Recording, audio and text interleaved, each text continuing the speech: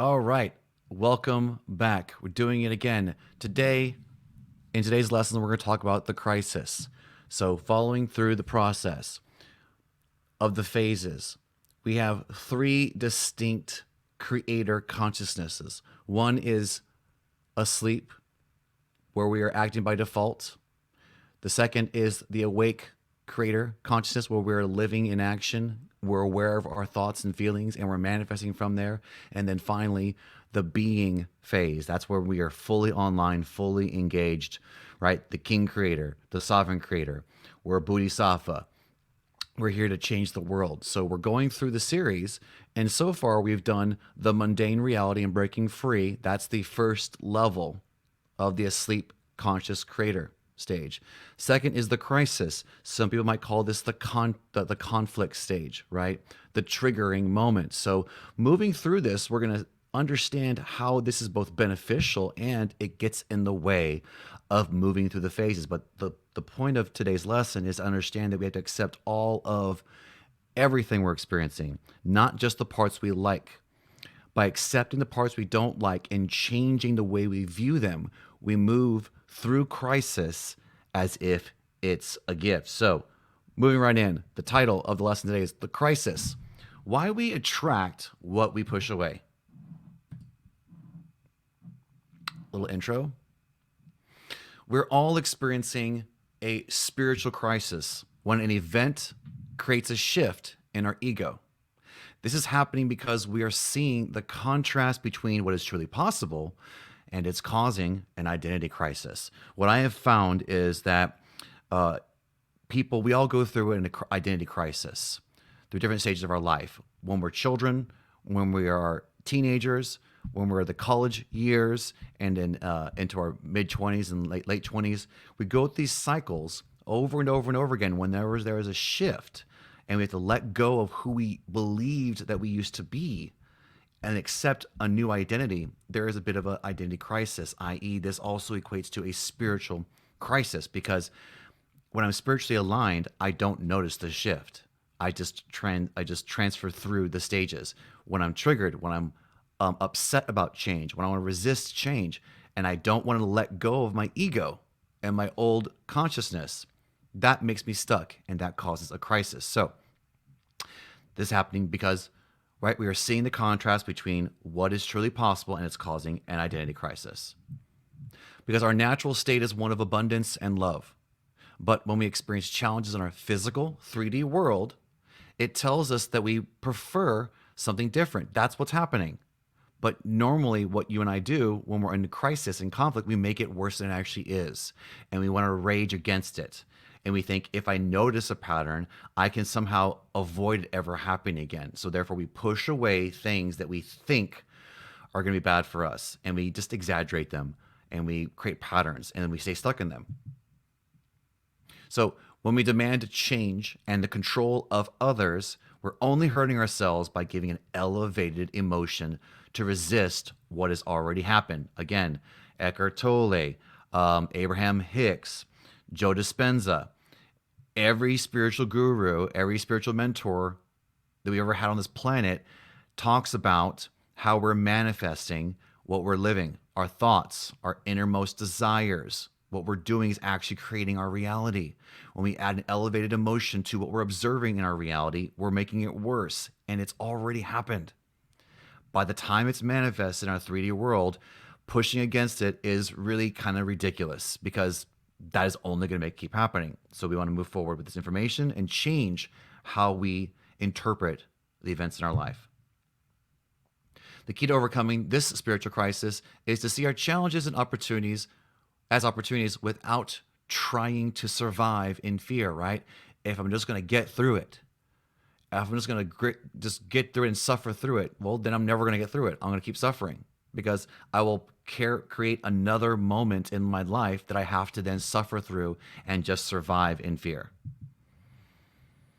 When we try to push these events away or resist them, we actually draw them closer to us because we live in an action-based universe. We get what we put out there.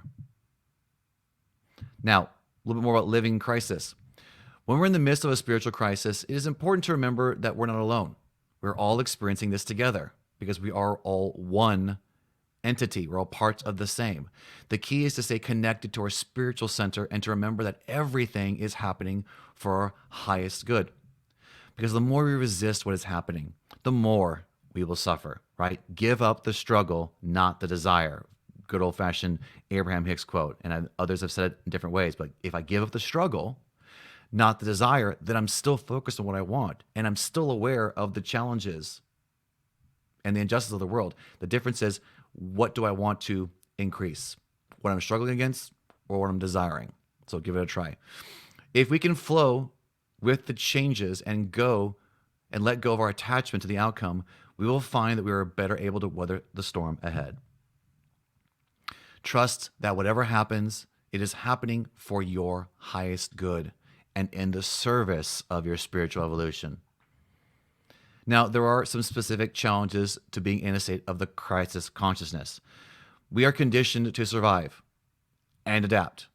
Now, we forget this when we're used to living in a predictable way, i.e., the mundane reality. Even if we don't like the predictable life that we're living, we might react strangely when we finally have a chance to break through. This is when we have a spiritual crisis. It is a time when things are not going the way that we think that they should be. And we believe that we can stop it from happening with action. Even though when we look back at our life and we do an honest appraisal of all of our life events, nothing ever good came of action. Yeah, we put band-aids on things and we wonder why we're still complaining about a problem for 20, 30 years. And we just keep doing the same action. So anyway, moving forward into this deeper dive, this can feel like we're losing control, right? The key is to remember that we're not losing control. We're actually gaining it, right? Rumi, a lot of spiritual gurus have all talked about the same concept. I have to lose my mind to find myself. This happens to you when you're a child, changing from the role we play as we're growing up. And as a teenager, we realize that our parents are full of crap. And yet we're not allowed the space to tell them that they're full of crap and they're hypocrites.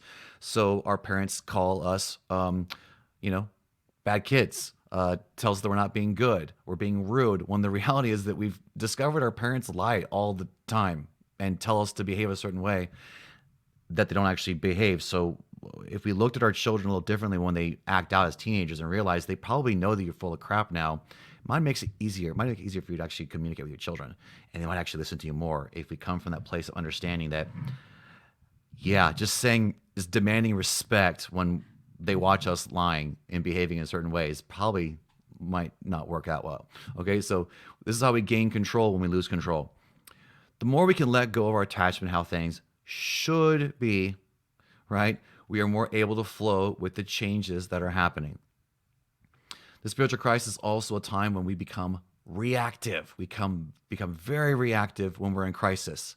We may find ourselves lashing out at others or even getting into arguments more easily, right? We're out of character all of a sudden.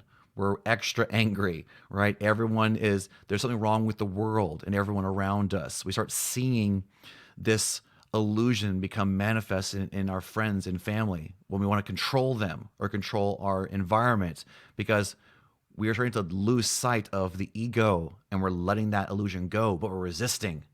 We're resisting it, making it extremely painful for ourselves and everyone around us.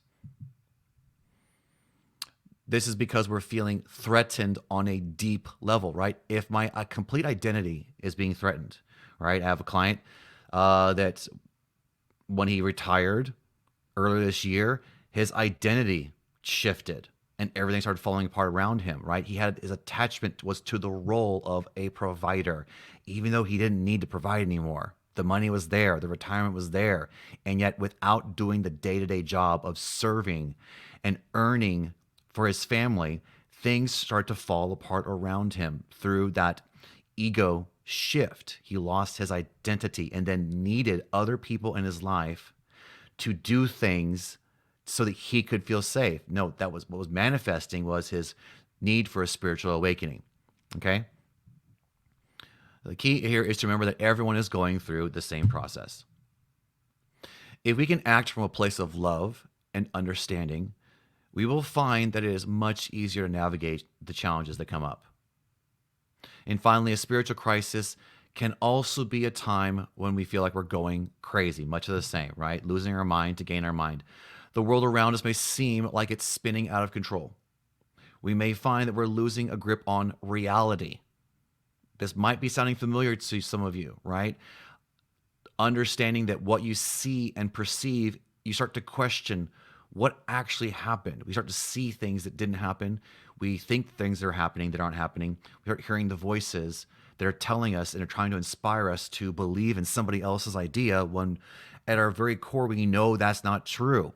That will make us question if we're losing our grip on reality. If you believe something and everyone around you is telling you that you're wrong, this is a good sign that you're going through a spiritual crisis, going through a spiritual awakening.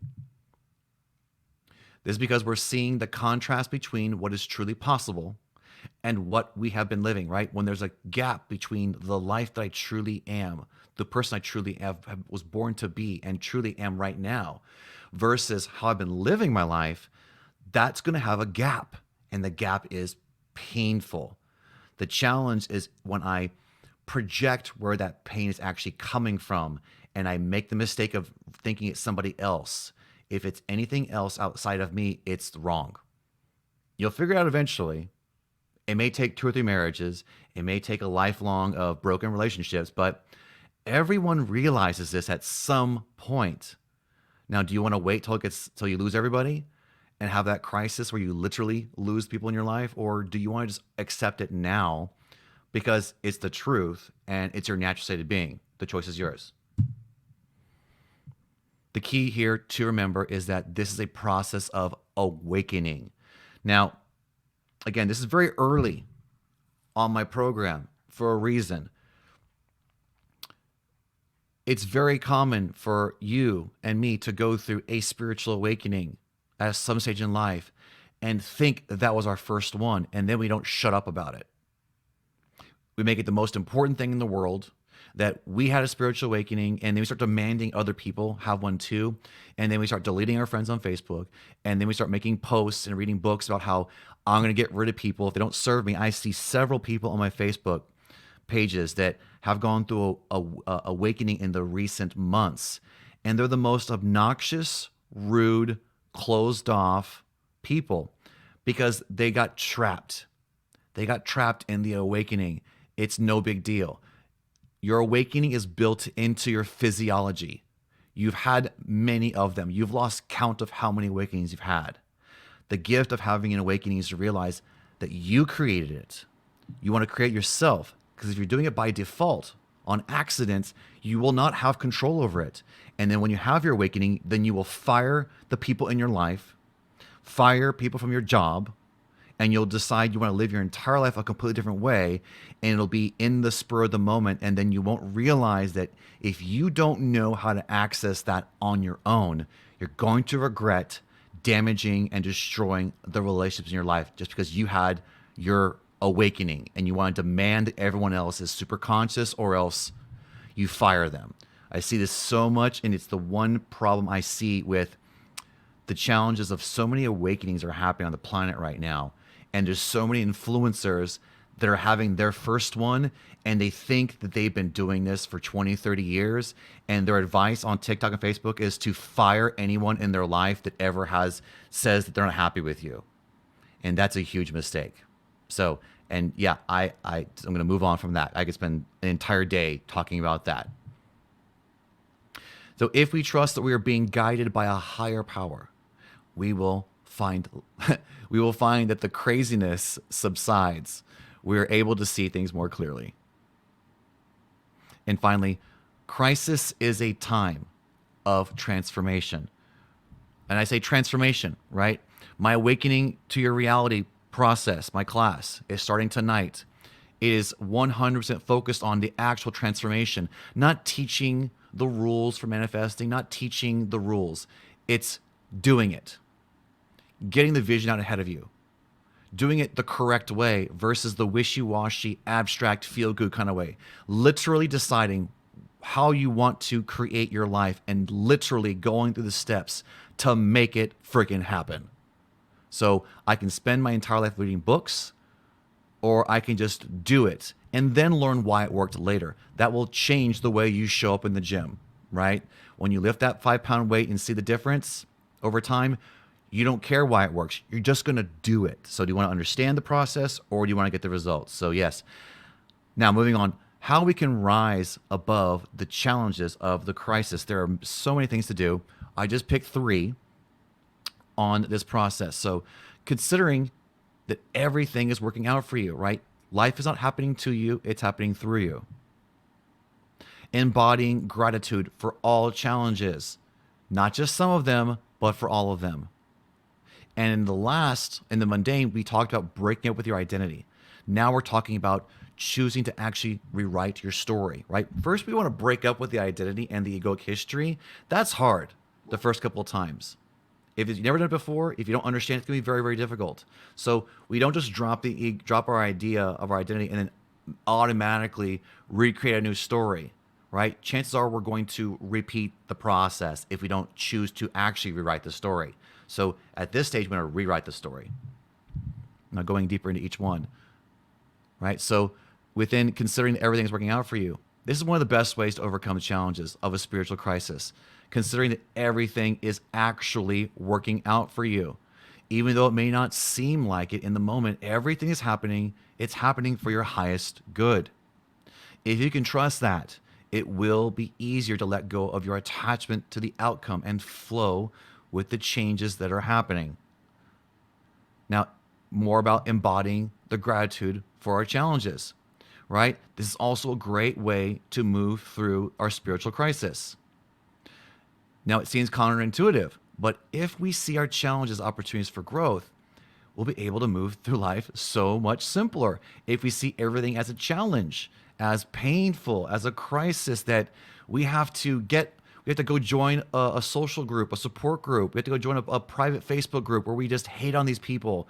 We join committees. We want to go change the world by making sure that no one can ever have any free will, right? That doesn't work. That doesn't work. If we see things as an opportunity, we actually find ways that have a whole lot less resistance to actually manifest the actual goal pretty fast if we look at it as an opportunity and not something to fight against and resist. It's also important to remember that everyone is going through the same process. Now, choosing to rewrite your story. Now, this means that you can choose how you see the events in your life as a new light, right? So again, during the breaking free from the mundane reality, we had to break up with the identity, break up with our ego. That's very difficult.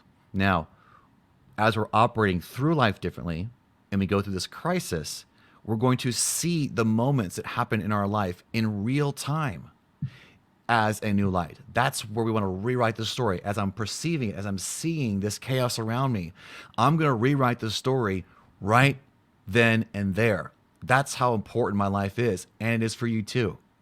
So I'm not going to wait anymore. I'm going to do it in real time.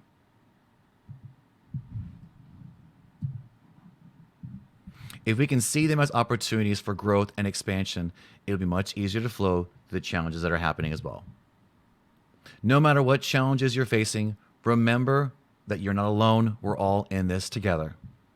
And the key to staying connected to your spiritual center is to remember that everything is happening for your highest good. Trust the universe has your back and that you will come out of the spiritual crisis stronger and more resilient than ever. Now, there's YouTube videos about this and TEDx talks about this. People have gone to all the countries that talk about a spiritual awakening crisis piece, and there's a direct correlation, right? In our country, when we go through a spiritual crisis, we put kids on Ritalin and give them Adderall, right? I have clients right now who are misdiagnosed on Adderall because social media is talking about Adderall so much, and now they have a fucking addiction. Yeah, stop digesting social media. It's gonna kill you one of these days. It already has many people. So, that's the whole other topic. So, right. Yes, I was talking about the stronger than ever. So in other countries and other cultures, where they don't have a stigma of forcing everyone to behave the same way.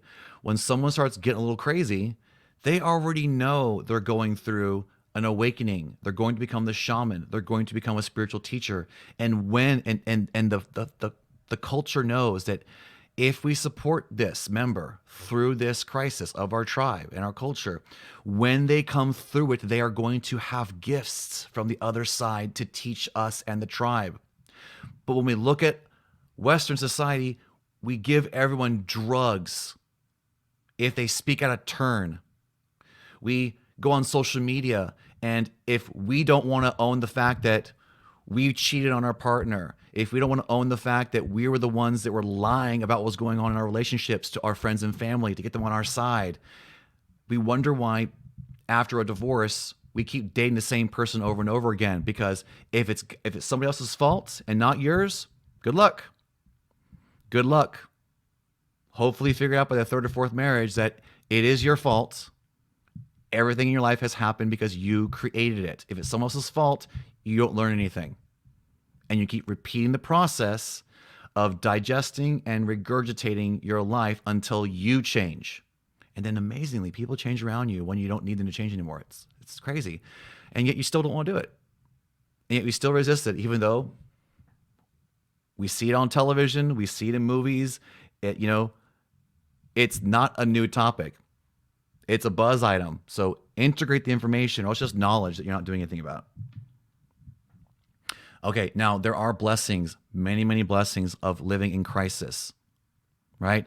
Because we're forced to change, right? We're given a chance to change, and we can take it or not, right?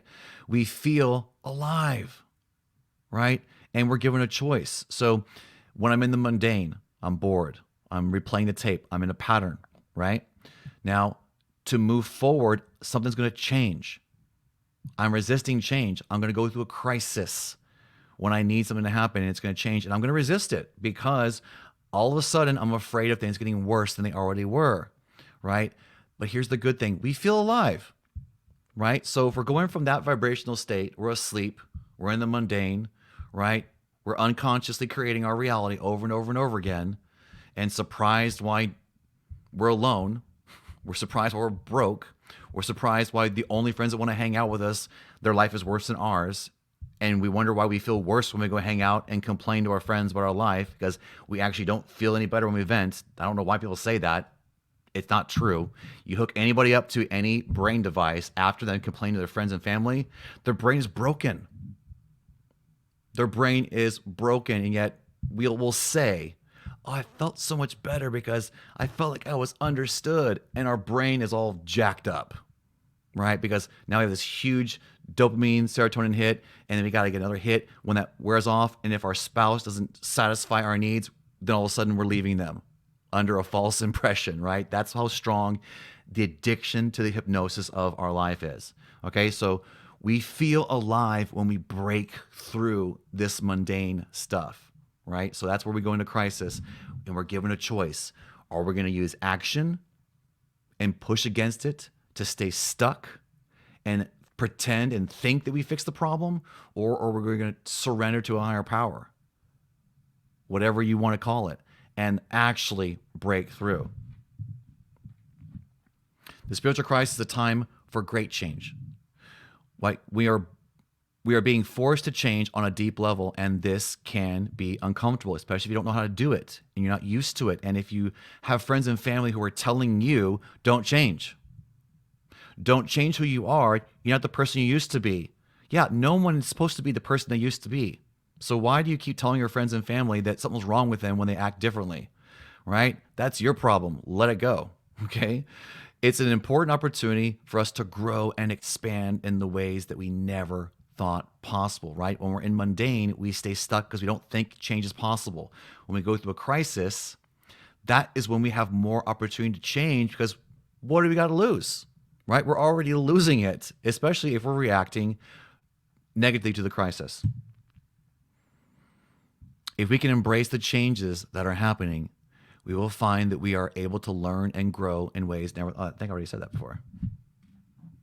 Another blessing on the spiritual crisis is that it challenges us to step out of our comfort zone. Again, When I'm comfortable, I'm not growing. And I'm always going to pause here because I know I work with a lot of action junkies and people who are in the sales world who think that hustling is actually a positive word. It's not. It's not. If you're hustling so that you can go on social media and post that you're sitting at a table of salespeople who are so successfully busy that they're drinking beer and eating fast food, and that's success, I don't want to hustle that way. I don't want to hustle. I see those faces. I see the unhealthy bodies, right? That's not success to me. But it looks good to your competition. So that's why you're doing it, okay? So we want to step out of our comfort zone. Stepping out of your comfort zone does not mean knocking on doors to make sales. Stepping out of your comfort zone is stop doing what you've always done, right? Stop complaining. Stop fighting against somebody who calls you a liar and you feel like you have to prove them wrong, right? Stop raging against the world, right? You're comfortable in that level of discomfort. Break that cycle, break that comfort zone, and your life could change just that fast. I know this can be scary, but it's also an opportunity to discover new aspects of ourselves that we never knew existed, right? That inner resilience people talk about, right? We talk about hustle and action so we can learn something about ourselves. Great. We don't have to do it this hard, painful way. It takes a much longer, right? If we use action and hustle and resistance to change our life, we have to keep doing over and over and over again, and it gets harder and harder and harder. And then you're just going to wait another 10, 20 years when you realize you could have done it a whole lot easier if you stopped doing it the hard way, right? So do it the easy way and repeat that. If you do it the hard way, you're going to have to keep repeating that part too. And then when you finally get to that pinnacle and you retire, you're going to wonder what it all went to. So all that work and effort, what did it give you, right? Stop being an action junkie. Push forward without fear. Okay, closing thoughts on the crisis consciousness. Look, seriously, what it all comes down to is this. This is what scares us. It's the idea that if we do something differently, we're going to be seen as something new. We're going to see things new. That's scary. If I'm attached to my old self, if I'm attached to my circumstance, if I'm attached to the people in my life so much that I literally am saying I can't survive without them, the problem is you, not them, right? We have to challenge ourselves and look at the world in a completely new way. That can be scary until you do it 2 or 3 times, and then you're hooked and you're never going to stop doing it that way. And you're going to get results 10 times faster than the way that you've been faking it through as an action junkie in life. And plus, again, you know, I'm a divorce coach, so I work with a lot of clients with this process. You want to teach your kids how to be successful in life. And if they watch you going crazy and upset and angry all the time and never getting sleep, what are you teaching them to do for their kids? To suffer, play a role, and not be a human being anymore. So it's your choice. Do you want that cycle to continue, or do you want to inspire your children and want to model success from a truly abundant place? Okay, so but this does not have to be scary, right? It can be an empowering act of courage and faith. Choose love over fear, even if it's just one choice at a time, right? We're building momentum, step at a time, right? It's not the big things, right? You want to start small, right? If you're observing a pattern that you're experiencing and it's causing you to have some kind of way, start with the first one you have today or tomorrow. Choose, how can I do this differently? How can I break out of my comfort zone of this thought that I'm thinking of for the next 20, 30 minutes that I think about it for 3 or 4 hours every day? That's an opportunity to jump in, get uncomfortable, stop doing that. Make a different choice. Choose to think about things from love and from abundance instead of fear, and your life will change. So, what will your first step be? This is a question to you, right? What is your first step going to be when you come face to face with conflict, face to face with contrast, right? Are you going to keep pushing against it and fighting against it, or are you going to choose a different path and actually win again and again and again. So we have some more questions about the crisis consciousness. What is the price of choosing the hard way through your conflict? Right? What is the price of choosing the hard way through your conflict? Now, again, back to the action junkie, right? I'm a stickler for the hustlers, for the salespeople out there. I've been there, done that, okay? Right? It's in your company's best interest to make you feel like you're worthless and to give you a title to make it mean something when it doesn't mean anything. It's a paperweight, right? Right? The difference between a whole lot of money and a little bit less is not going to change your life. So if the goal is money attainment for its sake, notice, does your family actually care that you're making all that money? Would they rather have you home? Would they rather have you being a conscious participant in their conversation? Or do they want you to make money and buy them nice things, but mom or dad is non-existent, so guess what they're going to do? When they have kids, they're not going to be there. They're going to do exactly the same thing because they're going to go by what you're modeling for them.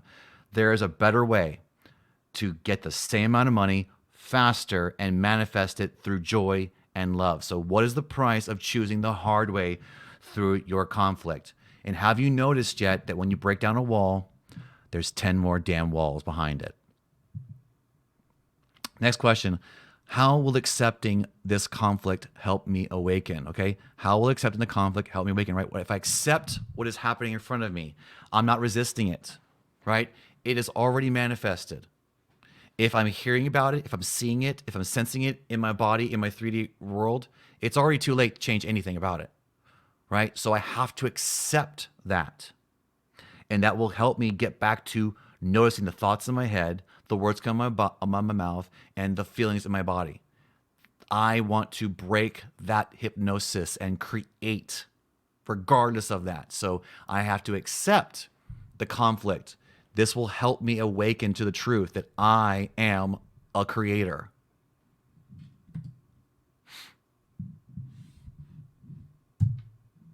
We're going backwards now.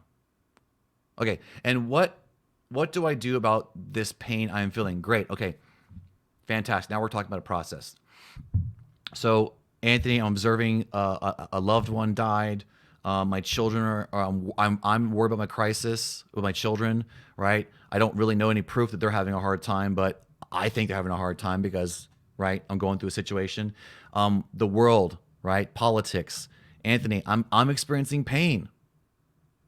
What am I supposed to do? You're telling me just to let it go and not care. Look, when you're going through pain of crisis, it's a gift. It's showing you, remember at the beginning, I talked about this is about the gap between what's possible and the way you're living your life. Think about it this way. The gap between the truth of who I truly am and the gap between my belief and my thoughts about myself. Whenever there is a gap, it is painful. That's where the spiritual crisis, the spiritual identity crisis is coming from. My truth is I'm a creator. I'm abundant. I chose everything that I'm experiencing in my life. My belief, life is happening to me. My ex-girlfriend is out to get me. She was a liar. She cheated on me. She lied about me to everyone around me. My friends don't like me. This is what's going on in my life. The rumors that are being said about me, all that stuff, it's all BS. It doesn't matter, right? If that's affecting you and you think it's true, there's a gap between the truth of your creator and the belief that you're a victim. Whenever you're feeling pain, that is a gift to realize that you're not coming from alignment. You're coming from a false ego, a false identity. Therefore, if it's a false problem, you're guaranteed as a fact to do the wrong solution. So pump the brakes next time you get upset and decide your boundaries have been violated. I'm going to go a little high horse here. I'm seeing a lot of coaches out there, especially the divorce coaches, that are pushing their fitness products, MLM products, and yet they're talking about, being a strong blank doesn't make me a bad person. It's because I have boundaries. Right. I don't know anybody that has a boundary that's not actually a weapon. I'm just gonna be honest. I do not know a single human being in my life that uses boundaries as actually something that's possible. No, we tend to be taught by coaches right now and also by social media that a boundary means I have a right to decide I don't like what you're saying, therefore I know that you're disrespecting me, therefore I'm going to actually raise against you and I'm going to attack you with this forced boundary, or else we're getting divorced, or I'm no longer dating you, or I'm going to blast you on social media. And it's creating this negative loop of of lies and illusion, and we wonder why people aren't happy, right? So yeah, if you're one of those coaches that's talking about being a strong blank means you have boundaries, okay, you have every right to believe that every thought that comes in your head is 100% correct, because you're right, you are a creator. You're absolutely right. So if you think someone is disrespecting you, then you're right.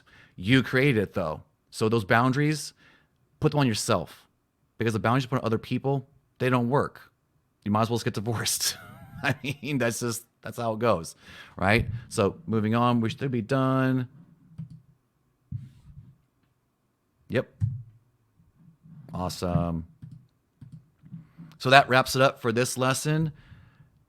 Enjoy it. See you next time. We'll be talking about enjoying the journey. And that is what's cool about the next one, is that when we transition from mundane reality to getting through the crisis, we lean into the enjoying the journey piece, right? And when we do that, we actually bust through the final stage of the unconscious, asleep creator phase. And it's really exciting. And then your life actually changes, right? Then we have to get a whole new set of tools after this one. So the very next one's very exciting, and I hope to see you there.